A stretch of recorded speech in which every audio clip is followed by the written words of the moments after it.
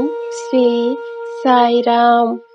என் அன்பான ஸ்ரீ சிரடி சாய்பாபாவின் பொற்பாதங்களை வணங்குகின்றேன்.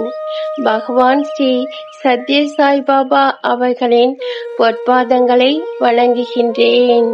பகவான் ஸ்ரீ சத்ய சாய்பாபா அவர்களின் அருள் உரையை இப்போது இந்த பதிவில் நீங்கள் கேட்கலாம். மூர்த்தி வழிபாட்டின் முக்கியத்துவம் என்ன என்று பகவான் எங்களுக்கு அழகான உதாரணங்களுடன் அன்பாக விளக்குகிறார்.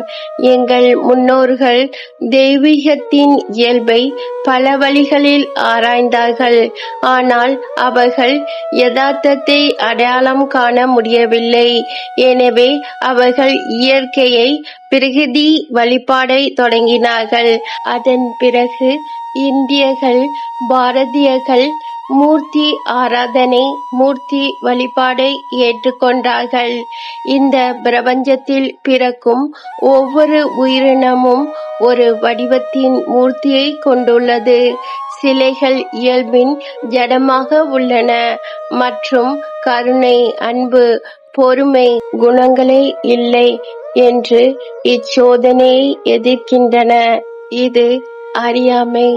நீங்கள் உங்கள் விரலால் ஒரு குறிப்பிட்ட பொருளை ஒரு மலர் அல்லது ஒரு டம்ளர் என சொல்வீர்கள். அதுபோல் சிலைகளும் தெய்வீகத்தை குறிக்கும் குறியீடுகள் போன்றவை. ஒருமுறை தெய்வீகத்தை உணர்ந்தவுடன் உங்கள் சிலை போன்ற குறியீடுகள் தேவையில்லை. இப்படி இருக்கும்போது மூர்த்தி வழிபாட்டை எதிர்ப்பது அறியாமை அல்லவா? உங்கள் பெற்றோர் மற்றும் பாட்டி தாத்தா படங்களை நீங்கள் வழிபடுவது இல்லையா? இந்த படங்களுக்கு உயிர் உள்ளதா? இல்லையே.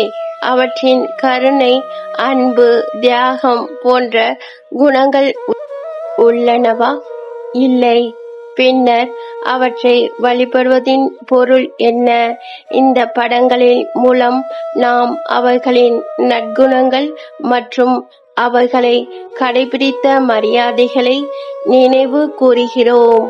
இந்த பதிவை கேட்ட அனைவருக்கும் நன்றி, வணக்கம். ஜெய் சாய்ராம்.